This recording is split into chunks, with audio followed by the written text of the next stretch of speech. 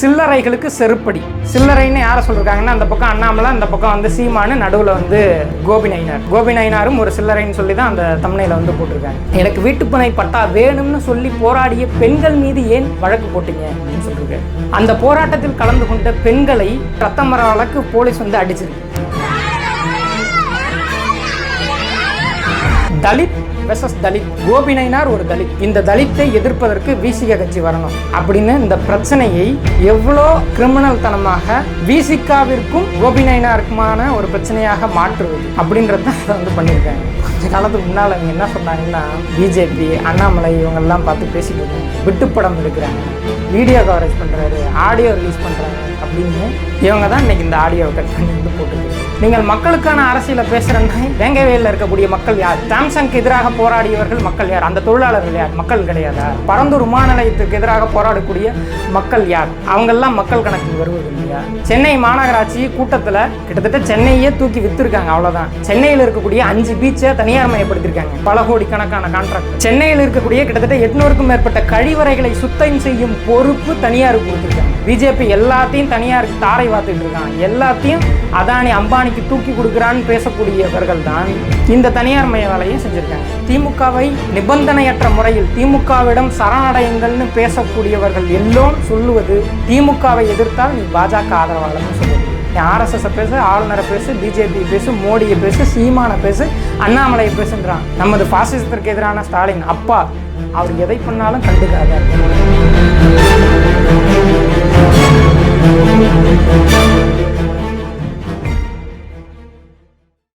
செங்கனல் பார்வையாளர்களுக்கு வணக்கம். கடந்த 6 தினங்களுக்கு முன்னால நீலம் யூடியூப் சேனல்ல திரைப்பட இயக்குனர் கோபி நயினார் அவர்கள் ஒரு நேர்காணல் கொடுத்திருந்தாரு. அந்த நேர்காணல்ல தான் இன்னைக்கு மதிவதனி குறித்து ஒரு 15 வினாடிகள் பரப்பப்படுது இல்லைங்களா, அந்த வினாடி கட் வந்து இருந்தது.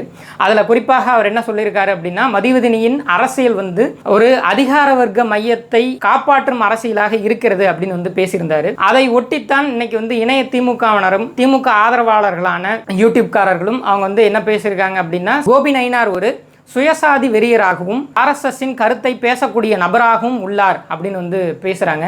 இன்னொரு பக்கத்தில் கோபி நயினாருக்கு ஆதரவாகவும் பலர் வந்து பேசியிருக்காங்க. இல்லை, திமுக செய்வதை அவர் வந்து அம்பலப்படுத்தியிருக்கார் அப்படின்னு வந்து பேசியிருக்காங்க. உண்மையில் இவர்கள் சொல்வது போல கோபி நயினார் அப்படித்தான் பேசியிருக்காரா? அப்போ நம்ம அந்த வீடியோவிலேருந்து அதை பார்த்தால்தான் நம்ம வந்து இதிலிருந்து ஒரு உண்மை கருத்து இருக்குது, எது உண்மை கருத்து அப்படின்றத வந்து நம்ம கண்டடைய முடியும். மதிவதனியின் அரசியல் குறித்து கோபி நயினார் பேசியதில், இவர்கள் ஒரு அதிகார மைய அரசியலை சார்ந்து அவர்களை காப்பாற்றும் விதமாகத்தான் செயல்படுகிறார்கள் அப்படின்னு சொல்லியிருக்காரு. அவர் வெறும் குறிப்பிட்டு மதிவதனியை மட்டும் அதில் வந்து சொல்லலை.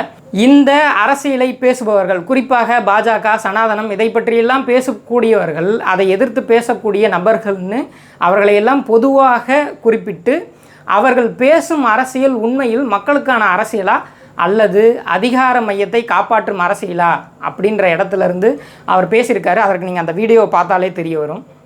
திராவிடத்துக்கு ஏதாவது ஒரு பிரச்சனை அப்படின்னா உடனே நிறைய ஸ்பீக்கர்ஸ் வராங்க, பயங்கரமாக பேசுகிறாங்க, நிறைய பேர் பேசுகிறாங்க. நான் பார்த்துன்னு இருக்கிறேன். திராவிட இயக்கங்கள்ல இருந்து பேசுகிறாங்க, இந்த மாதிரியான அமைப்புகள்லாம் பேசுகிறாங்கல்ல. இவங்க யாராவது வேங்கவேலை பற்றி பேசியிருக்காங்களா நீங்கள் பார்த்தீங்களா? குறிப்பாக நான் வந்து மதிவதனி போன்ற ஆட்களை நான் சொல்லுவேன். பிஜேபிக்கு ஒரு பிரச்சனை, சனாதன தர்மத்துக்கு ஒரு பிரச்சனை, கேஷ் இண்டஸ்க்கு ஒரு பிரச்சனைனா அதுலேருந்து நிறைய பேர் வந்து பேச தோங்குறாங்க. ஏன்னா அவங்க எல்லாமே அதிகார மையங்களை பாதுகாக்கிறதுக்காக பேசுகிறாங்க. அது ஒரு அதிகார மையத்தை பாதுகாக்கிறது. சுமார் 33 நிமிடங்கள் இருக்கக்கூடிய இந்த காணொலியில் தான் அவர் பேசிய அந்த கட்டை மட்டும் வெட்டி போட்டு பரப்பப்படுகிறது. இந்த 33 நிமிட காணொலியில் அப்படி என்ன பேசியிருக்காரு? இவர் ஒரு சுயசாதி வெறியர், செருப்பால் அடிக்கக்கூடிய அளவுக்கு மதிவதனி பதில் தந்திருக்கார் அப்படிலாம் இன்னைக்கு தம்ப்நெயில்லாம் பறக்குது இல்லைங்களா? அப்படிப்பட்ட ஒரு நபராக அதில் பேசியிருக்காரா அப்படின்னா, அதில் பேசக்கூடிய அரசியல் என்ன? இன்னைக்கு திருவள்ளூரில் கரடிப்புத்தூர்ன்ற கிராமத்தில் அங்கே இருக்கக்கூடிய ஒடுக்கப்பட்ட மக்கள், வசிக்கக்கூடிய மக்கள், அங்கே இருக்கக்கூடிய நிலத்தில் எங்களுக்கு வீட்டுமனை பட்டா வேண்டும் என்று பலகாலமாக அரசை நோக்கி கேள்வி கேட்டுருக்காங்க. அது வந்து அமைச்சு தரணும்னு பலகாலமாக மனு கொடுத்துருக்காங்க. இந்த இடத்தில் இன்னைக்கு திமுக அரசு என்ன பண்ணியிருக்காங்க அப்படின்னா, மணல் குவாரி அமைப்பதற்காக அந்த இடத்தை வந்து எடுத்துக்க போகிறதா வந்து திமுக அறிவிச்சிருக்கு. அப்போது இப்படி மணல் குவாரிக்காக மண் அள்ளிட்டு அந்த இடத்துல எங்களுக்கு நாளைக்கு எப்படி வீட்டுமனை பட்டா கிடைக்கும் அப்படின்னு சொல்லி அந்த மக்கள் வந்து தொடர்ந்து போராடிட்டு இருக்காங்க. இந்த போராட்ட களத்தில் விசிகா இருக்குது. அதில் வந்து திரைப்பட இயக்குனரான கோபி நயினாரும் அவர்களும் வந்து கலந்துட்டு இருக்காங்க. கலெக்டரை பார்த்து மனு கொடுக்கறது, அதற்கு எதிரான போராட்டங்களை நடத்துவது, இதெல்லாம் கடுமையாக நடந்திருக்கு. இந்த போராட்டத்தில் அங்கு போராடிய பெண்கள் மீதும் போராட்டத்தில் இருந்தவர்கள் மீதும் போலீஸு துறை தடியடி தாக்குதல் நடத்தி அரெஸ்ட் பண்ணியிருக்கு, வழக்குகள் போட்டிருக்கு. இதையெல்லாம் அந்த காணொலியில் வந்து அவர் வந்து கோபி நயினார் வந்து பேசியிருக்காரு. நாங்கள் உங்களை எதற்காக தேர்வு செய்தோம்? நீங்கள் வந்து மக்களுக்கான ஜனநாயக அரசை பற்றி பேசுகிறீங்க, நீங்கள் வந்து ஃபாசிசத்தை எதிர்க்கணும்னு சொல்கிறீங்க. நாங்கள் தான் ஜனநாயகத்தை பேசுகிறோம், நாங்கள் சாதியை எதிர்க்கிறோம், மத கருத்துக்களை மூடநம்பிக்கை கருத்துக்களை எதிர்க்கிறோம். இதையெல்லாம் பேசக்கூடிய நீங்கள், மக்களுக்கான அரசியலை பேசக்கூடிய நீங்கள் நாங்கள் நம்பி நாங்கள் ஓட்டு போடுறோம். இப்படி ஓட்டு போட்டுட்டு நீங்கள் முதலாளிகளுக்கான அரசாக மாறிட்டீங்களேன்னு கேள்வி கேட்டிருக்காரு. மீண்டும் அந்த காணொலியை பாருங்கள். நாங்கள் வரோம். அப்போ இந்த மாதிரியான அமைப்புகள் இருக்குதுல, பகுத்தறிவு பேசி, பெரியாரியம் பேசி, பெண் விடுதலை பற்றி பேசுறது, கடவுள் மறுப்பு பற்றி பேசுது, ஜனநாயகங்களை பற்றி பேசணுன்னே இந்த அமைப்பு தான் சிறந்த அமைப்பு அப்படின்னு நாங்கள் நம்பி நாங்கள் என்ன பண்ணுறோம், இதுக்கு வாக்களிக்கிறோம். இது நம்பி நாங்கள் வாக்களிக்கும் போது ஒரு ஜனநாயக அமைப்பு அரசாக மாறும்போது அது என்ன ஆகுதுன்னா ஒரு முதலாளித்துவ அரசாக மாறும்.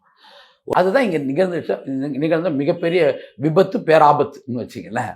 இப்படியெல்லாம் பேசிட்டு தான் அவர் எங்கே வராரு அப்படின்னா, இப்படி நீங்கள் வந்து சாதிக்கு எதிராக போராடுவதாக, மதத்திற்கு எதிராக போராடுவதாக இதையெல்லாம் நீங்கள் காமிச்சிக்கிறீங்க, பாஜக எதிர்க்கிறதாக காமிச்சிக்கிறீங்க, சர்வாதிகாரத்தை எதிர்ப்பதாக காமிச்சிக்கிறீங்க. இப்படி பண்ண நீங்கள் என்னோட உரிமைக்காக போராடும் போது ஏன் வழக்கு போட்டீங்க? எனக்கு வீட்டுப்பனை பட்டா வேணும்னு சொல்லி போராடிய பெண்கள் மீது ஏன் வழக்கு போட்டீங்க அப்படின்னு சொல்லியிருக்காரு. அந்த போராட்டத்தில் கலந்து கொண்ட பெண்களை அடித்து ரத்தம் வர அளவுக்கு போலீஸ் வந்து அடிச்சிருக்கு.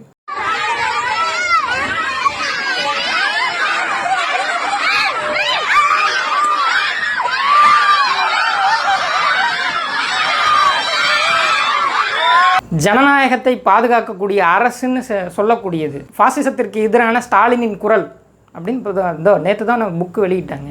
இந்த அரசு தான் சாதாரண ஒடுக்கப்பட்ட மக்களை தங்களுக்காக ஒரு வாழ்வதற்கு ஒரு நிலம் வேண்டும் அப்படின்னு சொல்லக்கூடிய மக்களை வந்து போலீஸை வச்சு தடியடி நடத்தி இந்த ஆதங்கத்திலிருந்து தான் அவர் வந்து பேசுகிறார். நீ இப்படி பேசிட்டு இன்னைக்கு நீ சர்வாதிகாரமாக நடந்துக்கிறையே அப்படின்னு அதில் வந்து கேள்வி கேட்குறாரு. அப்போ இப்படி பேசும்போது இதற்கு ஆதரவாக இன்னைக்கு திமுகவுக்கு ஆதரவாக பேசுகிறாங்க இல்லையா, பொதுவெளி ஊடகங்களில் திமுக அரசை பற்றி நம்ம வந்து பாஜகவை எதிர்க்கணும்னு பேசுகிறாங்க, சனாதனத்தை எதிர்க்கணும்னு பேசுகிறாங்க. இப்படிப்பட்ட நபர்கள்லாம் என்ன யாருக்காக பேசுகிறாங்க அப்படின்னு கேட்கும்போது குறிப்பாக மதிவதனியை பற்றியும் அதில் வந்து சொல்கிறார். மதிவதனி போன்ற நபர்கள்னு சொல்கிறார். வெறும் மதிவதனி மட்டுமல்ல, மதிவதனி போன்ற நபர்கள் என்ன இப்படி பலரும் பேசுகிறாங்க இல்லையா. குறிப்பாக நான் வந்து மதிவதனி போன்ற ஆட்களை நான் சொல்லுவேன். ஆளுநர் ஆர் என் ரவி எதிர்க்கிறாங்களா? எதிர்க்கிறாங்க. பிஜேபி எதிர்க்கிறாங்களா? எதிர்க்கிறாங்க. அண்ணாமலை எதிர்க்கிறார்களா? எதிர்க்கிறார்கள். இந்த அரசியல்லாம் எதிர்க்கிறாங்க. ஆனால் இந்த அரசியல்லாம் யாருக்காக எதிர்க்கிறாங்க? மக்களுக்காக எதிர்க்கிறாங்களா? இந்த அரசியலை யாருக்காக செய்கிறார்கள் என்றால் திமுக என்ற அதிகார மையத்தை காப்பாற்றுவதற்காக அப்படின்னு அவர் சொல்கிறார். இது நியாயமானது தானே? கோபி நயினாரை பற்றி பேசக்கூடியவர்கள், அவரை ஒரு சுயசாதி வெறியராக காண்பிக்கக்கூடியவர்கள், அவர் ஆர்எஸ்எஸ் கருத்திற்கு சேவை செய்யும் விதமாக பேசக்கூடியவர்கள் இவங்க சொல்கிறவங்கலாம் என்ன சொல்கிறாங்க அப்படின்னா, மதிவதனி என்ற பெண் போராளியை வந்து தாக்கிட்டார், அவங்க எப்படிப்பட்டவங்க தெரியுமா, அவங்க எதற்காக எப்படியெல்லாம் போராடி இருக்கிறார் தெரியுமா அப்படின்லாம் பேசுகிறாங்க. இன்றைக்கி பெண்கள் வந்து குடும்பத்தை விட்டு வெளில வந்து இதை வந்து இந்த அரசியலை பேசுவதெல்லாம் அப்படி சாதாரணமாக நடந்து விடுவது இல்லை. அது உண்மைதான். அவர் அப்படிப்பட்ட ஒரு போராளியாக பேசுகிறார், எல்லா இடத்துலையும் பேசுகிறாரு. அவர் பேசுவது ஒரு அர்ஜுன் சம்பத்தோட மேடையில் நின்று கூட அதற்கு எதிராக, அந்த அரசியலுக்கு எதிராக பேசியிருக்காங்க. அது எல்லாம் உண்மைதான். ஆனால் இந்த இவங்க வேங்கை வயல்ன்ற ஒரு சம்பவம் நடந்துச்சு. இந்த வேங்கை வயலில் ஒரு ஊரையே மலத்தை குடிக்க வைத்தார்கள், மலத்தண்ணியை குடிக்க வச்சாங்க. இந்த சம்பவத்தில் திமுக அரசு இன்றைக்கி வந்து என்ன பேசியிருக்குன்னா, ஆரம்பத்தில் மலத்தண்ணியை குடிக்க வச்சவங்களை வந்து நாங்கள் வந்து கைது செய்யாமல் விடமாட்டோம்னு இப்படிலாம் வீரவசனம் பேசிய திமுக இன்றைக்கி வந்து அதை குடித்த ஒடுக்கப்பட்ட மக்களையே குற்றவாளின்னு வந்து குற்றம் சாட்டியிருக்கு. இது எல்லோருக்கும் தெரியும், இது ஒரு பொய்யான குற்றச்சாட்டுன்னு. ஆனால் நாங்கள் சாதிக்கு எதிராக போராடுகிறோம் அப்படின்னு சொல்லக்கூடியவங்க, இங்கே ஒரு சமதர்மத்தை நிலைநாட்டுவதற்காக போராடுறோம் அப்படின்னு சொல்லக்கூடிய தீகாவை சேர்ந்த தோழர் மதிவதனி, அவங்க இதற்கு எதிராக போராடி இருக்கிறார்களா? அதற்கு எதிராக குரல் எழுப்பி இருக்கிறார்களா? திமுக அரசு செய்வது ஒரு அராஜகமானது, அநியாயமானது, அக்கிரமமானதுன்னு ஏதாவது பேசியிருக்காங்களா அப்படின்னா கிடையாது.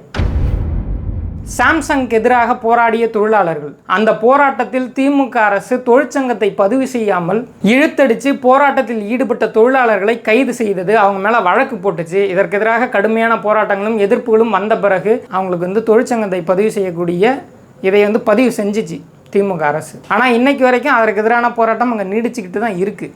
ஒரு கார்ப்பரேட் கம்பெனிக்காக திமுக அரசு செயல்பட்டுச்சு தானே? அதை எதிர்த்து இவர் பேசியிருக்கிறாரா? கிடையாது.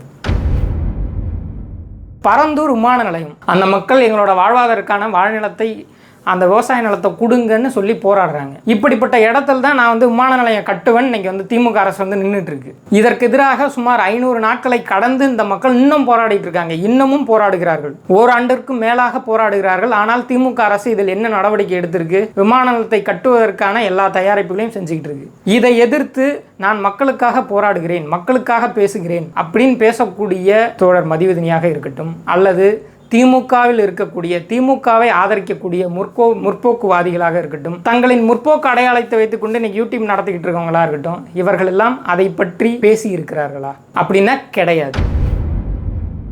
அப்போ அவர் கேட்கக்கூடிய கேள்வியும் அதுதான், நம்ம கேட்கக்கூடிய கேள்வியும் அதுதான். நீங்கள் மக்களுக்கான அரசியலை பேசுகிறேன்னா இவங்கெல்லாம் யார்? வேங்கவேலில் இருக்கக்கூடிய மக்கள் யார்? சாம்சங்க்கு எதிராக போராடியவர்கள் மக்கள் யார்? அந்த தொழிலாளர்கள் யார்? மக்கள் கிடையாதா? பரந்தூர் விமான நிலையத்துக்கு எதிராக போராடக்கூடிய மக்கள் யார்? அவங்கெல்லாம் மக்கள் கணக்கில் வருவது இல்லையா? இந்த மக்களின் வாழ்வாதாரம் உங்களோட கண்ணுக்கு தெரியலையா அப்படின்றது தான் அந்த கோவம். அதில் இருந்து தான் அந்த கேள்வி வருகிறது. அப்போது இதை தவிர்த்து விட்டு வெறுமனே ஆளுநர், பாஜக, ஆர்எஸ்எஸ் நாங்கள் இதை பற்றி பேசுகிறோம் அப்படின்னா இந்த அளவோடு தங்களை வரம்பிட்டுக் கொள்வதற்கு இல்லைங்களா? எப்பொழுதெல்லாம் திமுகவுக்கு எதிராக ஒன்று வந்து கிளம்பி வருதோ அப்போதெல்லாம் இவங்க வந்து ஆஜராகி அதற்கு முட்டுக் கொடுக்கும் விதமாகத்தான் இவங்க வந்து பேசி இருக்காங்க. அப்போ இது ஒரு அதிகார மையத்தை காப்பாற்றும் அரசியல் கிடையாதா? இந்த விஷயத்தில் மதிவதனி இப்படி வந்து பேசலை. இந்த யூடியூப்காரங்கெல்லாம் முற்போக்கு அரசியல் பேசுகிறவங்க தான்ப்பா. இன்றைக்கி வந்து மதிவதனி வந்து அந்த பாசிசத்திற்கு எதிரான ஸ்டாலின் குரலில் வந்து பேசின அந்த வீடியோ போட்டு அதற்கு வந்து தம்ப்நெயில் வச்சிருக்காரு இல்லையா கரிகாலன் அவர்கள். சில்லறைகளுக்கு செருப்படி. சில்லறைன்னு யாரை சொல்லிருக்காங்கன்னா அந்த பக்கம் அண்ணாமலை, அந்த பக்கம் வந்து சீமானு, நடுவில் வந்து கோபி நயினாரும் ஒரு சில்லறைன்னு சொல்லி தான் அந்த தம்ப்நெயில வந்து போட்டிருக்காங்க. இவராக இருக்கட்டும் அல்லது மதிவதனி எவ்வளோ பெரிய போராளி, அவங்க எப்படிப்பட்டவங்க அப்படின்னு சொல்லக்கூடிய இந்திரகுமார் தேரடியாக இருக்கட்டும், மில்டன் கிராமத்தான்னு அவர் பேசக்கூடியவராக இருக்கட்டும், இதற்கு ஆதரவாக இருக்கக்கூடிய எல்லோரும் அவங்கெல்லாம் என்ன பேசுகிறாங்க? இத்தனை ஆண்டு காலமாக அவர்கள் எந்த அரசியலை பேசியிருக்காங்க? வேங்கைவேலில் திமுக கொடுத்த அறிக்கை சரின்னு பேசியிருக்காங்க. கரிகாலன் அவர்கள் வேங்கைவேல் இஷ்யூல குறிப்பாக அதில் வந்து குற்றவாளி யாருன்னு அவர் வந்து பேசியிருக்காரு. அவர் சில ஆண்டுகளுக்கு முன்னால் வேங்கைவேல் இஷ்யூ நடந்தபோது அவர் தான் பேசியிருக்காரு. அவர் தான் ஃபீல்டு ரிப்போர்ட் எடுத்திருக்காரு. அப்போ பேசும்போது அங்கே இருக்கக்கூடிய ஆதிக்க சாதியை சேர்ந்த முத்தையா தான் குற்றவாளின்னு அவர் வந்து வீடியோ போட்டிருக்காரு. அவர் தான் போட்டிருக்காரு. அவரோட சேனலில் ரூட்ஸ் தமிழில் எடுத்திங்கன்னா ஃபீல்டு ரிப்போர்ட்டில் வந்து பிளேலிஸ்ட்டில் இருக்குது. இன்றைக்கி இவங்க சொல்கிறாங்க இல்லைங்களா, அந்த ஆடியோ கட்டை அன்றைக்கி வந்து அவங்க பேசினாங்க, வேங்கவேலில் பேசின ஆடியோ கட்டெல்லாம் இன்றைக்கி வந்து திமுக வந்து போட்டுக்கிட்டு இவங்க பாருங்கள் இப்படி பேசினாங்க, இவங்க தான் மலத்தை கலந்தாங்கன்னு ஆதாரத்தை சொல்கிறாங்க இல்லையா? இதையெல்லாம் அன்றைக்கே கரிகாலன் அவர் சேனலில் போட்டு பேசியிருக்காரு. இதெல்லாம் எப்படி ஃபேக் ஆனது, பொய் அப்படின்னு அவர் தான் பேசியிருக்காரு. அந்த கரிகாலன் தான் இன்றைக்கி திமுக ஆதரவு நிலைப்பாடு எடுத்து திமுகவுக்காக உழைத்து கொட்டுகிறார் இல்லையா? அந்த கரிகாலன் தான் இதை பற்றி ஒரு வீடியோ கூட போடல. அவரோட சேனல் நீங்களே பார்க்கலாம். சீமானை தவிர வேறு எதுவும் அதில் வந்து பேசி வச்சுருக்க மாட்டார். இவர் தானே பேசினார். இன்றைக்கி இவர் பேசின கருத்து தப்புன்னா அன்னைக்கு நம்பி பார்த்தவங்கலாம் அவங்களுக்கு நீங்கள் என்ன சொல்ல வரீங்க? அன்னைக்கு அது சரி, இன்றைக்கி தப்புன்னா அப்படி அவ்வளவு யோக்கியமாக இருந்தால் இவர்கள் என்ன பண்ணியிருக்கணும்? அன்றைக்கி நாங்கள் அப்படி போட்டாங்க, இன்றைக்கி இந்த நிலவரத்தில் இப்படி அரசு சொல்லுதுங்க, அப்போ அது தப்புன்னு சொல்லணும். இல்லை அரசு சொல்லக்கூடிய கூற்று தப்பு, நாங்கள் சொன்னது தான் சரின்னு இப்படி முன்வைத்திருக்க வேண்டும். ஆனால் அதை பற்றி எல்லாம் எதையும் பேசலை. இந்த மாதிரி தான் மற்ற சேனலும். இவங்க எல்லாம் யாரும் சாம்சங்க்கு எதிராக பேசியவர்கள் இல்லை, யாரும் பரந்தூர் விமான நிலையத்தில் இப்படி அநியாயம் இழைக்கப்படுதுன்னு பேசியவர்கள் கிடையாது.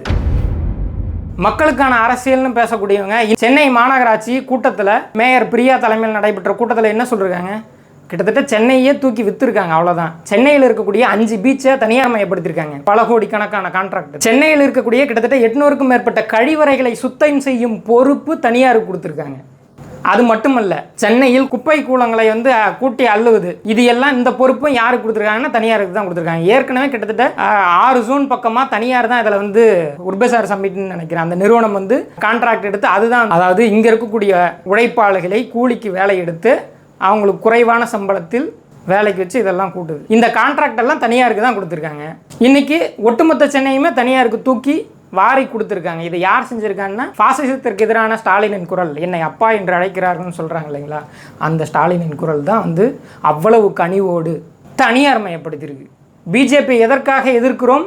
பிஜேபி எல்லாத்தையும் தனியாருக்கு தாரை வாத்துட்டு இருக்கான், எல்லாத்தையும் அதானி அம்பானிக்கு தூக்கி கொடுக்குறான்னு பேசக்கூடியவர்கள் தான் இந்த தனியார் மய வேலையும் செஞ்சுருக்காங்க. இது மட்டுமா, சென்னையில் ஓடுற பேருந்துகளை தனியார் மயப்படுத்தக்கூடிய கான்ட்ராக்டை போட்டிருக்காங்க. எலக்ட்ரிக் பஸ் 500 எலக்ட்ரிக் பஸ்ஸை சென்னையில் ஓட விட போகிறாங்களாம், இதையும் தனியாருக்கு கொடுத்துருக்காங்க. சென்னை மாநகராட்சி எதுக்கு இருக்குது? இவ்வளவு காலம் அரசின் கண்ட்ரோலில் இருந்த எல்லாத்தையும் தூக்கி தனியாருக்கு தூக்கி விற்றுவிட்டு, நான் மோடியை பற்றி பேசுகிறேன், நான் பாஜகவை பற்றி பேசுகிறேன், நான் ஆர்எஸ்எஸை பற்றி பேசுகிறேன், அப்படின்னா இதில் எங்கேயாவது நியாயம்னு ஒன்று இருக்கா? யோசிச்சு பாருங்க. நாம் பாஜகவை பற்றி பேசுவதற்கோ ஆர்எஸ்எஸ்ஐ பற்றி பேசுவதற்கோ தகுதி இருக்கா? இதோ இன்னைக்கு வந்து மதிவதனைக்கு ஆதரவாக நாங்கள் பேசுகிறோன்னு இவங்க பேசுகிறாங்க இல்லைங்களா, அவர்களுக்கு உரைக்கணும்னு இதை வந்து பேசலை. அது ஏறக்குறைய கிட்டத்தட்ட கூலிக்கு மாரடிக்கும் கும்பலாக செயல்படுகிறது. தங்களின் அதிதீவிர விசுவாசத்தை திமுகவுக்கு யார் காட்டுவது அப்படின்றதுல போட்டி போட்டுக்கொண்டு திமுகவை யாரெல்லாம் எதிர்க்கிறார்களோ அவர்களை எல்லாம் வந்து நீ திமுகவை எதிர்த்தால் நீ பாஜகவுக்கு ஆதரவானவன் அப்படின்னு வந்து முன்வைக்கக்கூடிய அரசியலை வந்து பேசுகிறாங்க. அப்படித்தான் வந்து இந்த விஷயத்துலையும் கோபி நயினாரையும் வந்து தாக்கியிருக்காங்க. அதில் இவ்வளோ விஷயத்தை பேசின அவரை வந்து அதெல்லாம் விட்டுட்டு மதிவதனியை பற்றி பேசிட்டாங்க, ஒரு பெண்ணை தாக்கி விட்டார் அப்படின்னு சொல்லி அதை வந்து ட்ரெண்ட் பண்ணிருக்காங்க. இது மட்டுமல்ல, இந்த கும்பல் அடுத்து இன்னொரு வேலையும் செஞ்சுருக்கு. அது என்ன பண்ணியிருக்கு அப்படின்னா, நீங்கள் அவர் கரிகாலன் அவரோட இதிலே பார்க்கலாம், இன்னும் சிலரோட ப்ரொஃபைலில் பார்க்கலாம். அதாவது கோபி நயினார் அவர்கள் பேசியதாக ஒரு ஆடியோ, அது ஒரு 10 செகண்ட் கூட இருக்காது, 8 செகண்டோ 10 செகண்டோ தான். அந்த ஆடியோவில் விசிகாவை பற்றி ஒரு வார்த்தையை வந்து சொல்கிறாரு, அதை கட் பண்ணி போட்டிருக்காங்க. இதை போட்டுட்டு தலித் வெர்சஸ் தலித், கோபி நயினார் ஒரு தலித், இந்த தலித்தை எதிர்ப்பதற்கு விசிக கட்சி வரணும் அப்படின்னு இந்த பிரச்சனையை எவ்வளோ இதுவாக ஒரு கிரிமினல் தனமாக விசிகாவிற்கும் கோபி நயினாருக்குமான ஒரு பிரச்சனையாக மாற்றுவது அப்படின்றது தான் இதை வந்து பண்ணியிருக்காங்க. அதாவது கொஞ்ச காலத்துக்கு முன்னால் இவங்க என்ன சொன்னாங்கன்னா, பிஜேபி அண்ணாமலை இவங்கெல்லாம் பார்த்து பேசிகிட்டு இருந்தாங்க, பிட்டுப்படம் எடுக்கிறாங்க, வீடியோ கவரேஜ் பண்ணுறாரு, ஆடியோ ரிலீஸ் பண்ணுறாங்க அப்படின்னு. இன்றைக்கி பேசுகிறாங்க இல்லையா, இவர் இந்திரகுமார் தேரடியாக இருக்கட்டும், கரிகாலனாக இருக்கட்டும், மில்டன் கிராமத்தானாக இருக்கட்டும், அதை சுற்றி இன்னும் பல யூடியூப் சேனல்களாக இருக்கட்டும், திமுகவில் உழவக்கூடிய இணைய திமுகவனாக இருக்கட்டும், ஐடி விங்காக இருக்கட்டும், இவங்கள்லாம் இப்படி பேசுனாங்க. இவங்க தான் இன்றைக்கி இந்த ஆடியோவை கட் பண்ணி வந்து போட்டிருக்கிறது. ஒரு மலிவான அரசியலை வந்து செய்வதில்லை. அது உண்மையில் இங்கு என்ன செய்திருக்க வேண்டும்? கோபி நயினார் வைத்த அரசியல் தப்பு, அவர் முன்வச்சிருக்க குற்றச்சாட்டுகள் தப்பு அப்படின்னு நாங்கள் கருதுகிறோம். அது தப்புன்னா எப்படின்னு நீங்கள் விளக்கியிருக்கணும். மதிவதனியை பற்றி நீங்கள் பேசுனீங்கள்ல, அவர் எவ்வளோ பெரிய போராளின்னு தெரியுமா? அவர் பாருங்கள், வேங்கைவேலுக்கு எதிராக இங்கே பேசியிருக்காங்க. அவர் பாருங்கள், பரந்தூர் மக்களுக்கு ஆதரவாக இங்கே நின்று பேசியிருக்காரு, இங்கே போராட்ட களத்தில் நின்றுருக்காரு. சாம்சங்க்கு ஆதரவாக வந்து சாம்சங் மக்கள் அங்கே போராடக்கூடிய தொழிலாளர்களுக்கு ஆதரவாக நின்று பேசியிருக்காங்க. அப்படின்ற தரவுகளை நீங்கள் எடுத்து போட்டு மக்கள்கிட்ட காமிச்சிருக்கணும். மக்களோடு போராட்ட களத்தில் நிற்பவர் அப்படின்னு நீங்கள் காமிச்சிருக்கணும். ஆனால் இவங்க என்ன பண்ணியிருக்காங்கன்னா, ஒரு மலிவான ஆர்எஸ்எஸ் பிஜேபி செய்யக்கூடிய அதே அரசியலை இவங்க பண்ணியிருக்காங்க. அதோட ஒன்று தான் அந்த ஆடியோவை வந்து வெட்டி அவர் மீதான ஒரு தவறான கருத்தை பரப்புவதும் விசிகாவுக்கும் இவருக்குமான ஒரு முரண்பாட்டை உருவாக்குவதும். இது எவ்வளோ சீப்பாக இல்லைங்களா? அசிங்கமான அருவருப்பான அரசியல் இல்லையா? நான் ஜனநாயகபூர்வமாக இருக்கேன்னா என் மீதான வைக்கக்கூடிய விமர்சனத்திற்கு நான் பதில் சொல்ல வேண்டும், அது கடமைப்பட்டிருக்கணும். இது சரி இது தப்புன்னு நான் வந்து பேசியிருக்கணும். அப்படி அல்லாமல் இப்படி ஒரு அரசியலை இவர்கள் முன்னகர்த்துகிறார்கள், அதையே அரசியலாக கட்டமைக்கிறார்கள் அப்படின்றது தான் இதில் மிக முக்கியமானது. இத்தகைய யோக்கியர்கள் தங்களை யோக்கியவான்களாக காட்டிக்கிறவங்க அவங்க சேனலில் அரசுக்கு எதிராக ஒரு வார்த்தையும் பேசியது கிடையாது. அப்போது இவர்கள் யாருக்கான அரசியலை பேசுகிறார்கள் அப்படின்னு பார்க்கக்கூடிய மக்களாகி நீங்கள் தான் இதை சிந்திக்க வேண்டும் நம்ம கேட்டுக்கிறோம். இந்த கோபி நயினார் இஷ்யூவில் கோபி நயினாரை எதிர்த்து அவரது அரசியலை எதிர்த்து பேசக்கூடியவங்கெல்லாம் சொல்லக்கூடியது இவர் சுயசாதி வெறியர், நீலச்சங்கி, காவிகளுக்கு ஆதரவாக பேசுகிறார், இதெல்லாம் பேசிட்டாங்கல்ல. கடைசியாக இவங்க வந்து மதிவதனிக்கு ஆதரவாக நிறுத்துவது என்ன களத்தை வந்து நிறுத்துகிறாங்க? இவங்க பாஜகவையும் ஆர்எஸ்எஸ்ஸையும் எதிர்க்கிறார்கள், அந்த அரசியலை வந்து பேசுகிறாங்க. திமுகவுக்கு ஆதரவாக இந்த இதனால தான் அவங்க வந்து பேசுகிறாங்க. இதுதான் அவங்க வந்து முன்வைக்கக்கூடிய வாதம். இதனால் நாம் இதையெல்லாம் விமர்சிக்கக்கூடாதுன்றது தான் அவங்க சொல்லக்கூடியது. பாசிச எதிர்ப்பில் திமுகவின் பின்னால் யாரெல்லாம் இல்லையோ அவர்களெல்லாம் பாசிசத்திற்கு ஆதரவானவர்கள், அவர்களெல்லாம் பாஜகவுக்கும் ஆர்எஸ்எஸ்க்கும் ஆதரவானவர்கள் அப்படின்னு இவங்க சொல்கிறாங்க. திமுகவை ஆதரிக்கக்கூடிய இந்த யூடியூபர்கள், சோக்கால்டு திமுக ஆதரவாளர்களாக தெரிகிறாங்க இல்லைங்களா, இந்த யூடியூபர்கள் திராவிடர் கழகத்தை சேர்ந்தவர்கள் இவங்கெல்லாம் சொல்கிறாங்க. இப்போ பாசிச எதிர்ப்பு அப்படின்னா நம்ம என்ன புரிஞ்சுருக்கோம்? வெறும் மதவெறி அரசியல் மட்டும் இல்லை, அவன் கார்ப்பரேட்டுகளுக்கு ஆதரவான அரசியலை வந்து கட்டமைக்கிறான், அதில் மதவெறி அரசியலையும் வந்து உருவாக்கி இதில் வந்து மக்களை வந்து பலியாக்குறான், இதெல்லாம் பண்ணுறான்னு நம்ம புரிஞ்சு வச்சுருக்கோம். ஆனால் இங்கே என்னவா வந்து இவங்க வந்து ப்ரொமோட் பண்ணுறாங்க? வெறுமனே பண்பாட்டு ரீதியான தாக்குதலும் இப்படி வந்து ஆர்எஸ்எஸ் செய்யக்கூடிய மதவெறி கலவரங்களை மட்டுமே காட்டி நாங்கள் வந்து பாஜக வந்து எதிர்க்கிறோம் அப்படின்னு சொல்லக்கூடியவங்க கார்ப்பரேட் நல அரசியலை வந்து மோடி செய்தால் தவறு, ஆனால் இங்கே ஸ்டாலின் செய்தால் அதை கேள்வி கேட்க மாட்டோம், அது நமக்கு வளர்ச்சிக்கானது. அதானே பரந்தூரில் சொல்கிறாங்க, பரந்தூர் விமான நிலையம் அமைந்தால் தமிழ்நாட்டின் வளர்ச்சி எங்கேயோ போயிடுன்றது தானே இவங்களோட வாதம். இது கார்ப்பரேட் நலன் இல்லையா? இவங்க அமல்படுத்தக்கூடிய கொள்கை என்ன? பாஜக இன்னைக்கு தனியார்மய தாராளமய கொள்கைகளை, உலகமய கொள்கைகளை தீவிரமாக அமல்படுத்துகிறான். அதற்கு எதிரான எல்லா தடையும் நீக்கி போட்டிருக்கான். அதற்கு எதிராக யாரெல்லாம் இருக்கிறார்களோ அவங்கெல்லாம் சிறையில் அடைக்கிறான், அடித்து கொள்கிறான், சுட்டு கொள்கிறான், இதையெல்லாம் செஞ்சுக்கிட்டு இருக்கான். இன்னைக்கு திமுக செய்வது என்ன? சாம்சங்கில் எதிர்த்து போராடியவர்கள் மீது வழக்கு. சிபிஎம் கட்சி தானே, அதெல்லாம் சிபிஎம் கட்சி தான் நாங்கள் போராடிச்சு, அவங்க மேலே என்னென்ன வழக்கு? பரந்தூர் விமான நிலையத்தில் போராடக்கூடியவர்கள் மீது வழக்கு. இப்படி எங்கெல்லாம் மக்கள் தங்களது உரிமைக்காக எதிர்த்து போராடுறாங்களோ அவங்க மேலாம் வழக்கு. ஏன் இன்னைக்கு சமீபத்தில் டங்ஸ்டனுக்கு எதிராக போராடிய மக்கள் மீது வழக்கு. ஆனால் அதில் என்ன சொன்னாங்க? போராட்டம் மக்கள் பெருந்திரளாக அதில் போராடி ஒரு வெற்றியை சாதித்த பின்பு அது எங்களுக்கான வெற்றி அப்படின்னு வந்து இன்றைக்கி கூசாமல் பேசுகிறார்கள். பாஜகவும் கூசாமல் பேசுகிறா, திமுகவும் கூசாமல் பேசுகிறாங்க. இதெல்லாம் யாருக்கான அரசியல்? இதெல்லாம் மக்களுக்கான அரசியலா? இதெல்லாம் கார்ப்பரேட்டுகளுக்கான அரசியல், இதெல்லாம் முதலாளிகளுக்கான அரசியல். சென்னையே தனியார்மயப்படுத்தக்கூடிய அரசியல் யாருக்கானது? இதெல்லாம் முதலாளிகளுக்கான அரசியல். இதையெல்லாம் எந்த கணக்கில் சேர்ப்பது? இது மற்றும் ஒரு வேலையை வந்து திமுக வந்து செய்கிறது. அது குறிப்பாக இத்தகைய போராடக்கூடிய முற்போக்கு இயக்கங்களுக்கு ஒரு எச்சரிக்கை. அது இப்போ கனியாமூரில் சில ஆண்டுகளுக்கு முன்னால் நடந்த அந்த பெண் ஸ்ரீமதி, அவங்க மர்மமான முறையில் செத்து போனார். அந்த விஷயத்தில் பெருந்திரளாக அங்கிருந்த சுற்றி இருந்த மக்களெல்லாம் கோபப்பட்டு அந்த பள்ளியை வந்து அடித்து நொறுக்குனாங்க. ஆனால் அந்த வழக்கில் திமுக என்ன செஞ்சிச்சு? அந்த வழக்கில் போராடிய தனது மகளை பறிகொடுத்த தாயின் மீது வழக்கு. அவங்க தான் அக்யூஸ் நம்பர் 1. அதில் போராடிய விசிக கட்சியை சேர்ந்தவர் மீது அக்யூஸ் நம்பர் 2. அது மட்டுமா? வேங்கைவேலில் ஆதரவாக போராடக்கூடியவர்களுக்கு எல்லாம் வழக்கு. அங்கே போராடிய விசிகாவினரை உள்ளவே விடலை. அதற்கு ஆதரவாக இருப்பவர்கள் மீதெல்லாம் வழக்கு. வேங்கைவேல் இஷ்யூவில் போராடக்கூடிய சிபிஎம் கட்சிக்கார வழக்கறிஞரான பாப்பா மோகனுக்கு அதில் இன்னைக்கு போலீஸ் தரப்பு சொல்லக்கூடிய சாட்சியங்கள்னு சொன்னது இல்லையா, எந்த எவிடன்ஸையும் அவர் கொடுக்கல.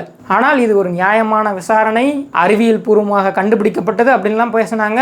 திக வீரமணி அவர்கள் வந்து, மானமிகு வீரமணி அவர்கள் வந்து இதை வந்து அறிவியல் பூர்வமாக கண்டுபிடிச்சிருக்காங்க, அதனால் இதை அரசியலாக்கக்கூடாதுன்னு பேசுகிறாரு. திமுக ஆதரவாளர்கள்லாம் இதுதானே பேசுனாங்க. இதன் மூலமாக திமுக மறைமுகமாக விடுப்பது ஒன்றே ஒன்றுதான். அது இத்தகைய போராடக்கூடிய இயக்கங்களுக்கான ஒரு எச்சரிக்கை. இனி யாரும் திமுகவுக்கு எதிராக, இப்படி பாதிக்கப்பட்ட மக்களுக்கு ஆதரவாக யாரும் நின்று போராடக்கூடாது அப்படின்றது தான் அது சொல்லக்கூடியது. அப்படி ஒரு வகையில் தான் இன்றைக்கி கோபி நாயனார் பேசியதையும் எதிர்த்து இப்படி வந்து தனது அதிதீவிர விசுவாசத்தை காட்டுவதற்காக அவர் இப்படி பண்ணிட்டார், அவரை வந்து அடிச்சு நொறுக்கணும்னு சொல்லி இன்றைக்கி வீடியோக்கள்லாம் போடப்படுவது, பேசப்படுவது, அவரை பற்றி பதிவுகள்லாம் எழுதுறது.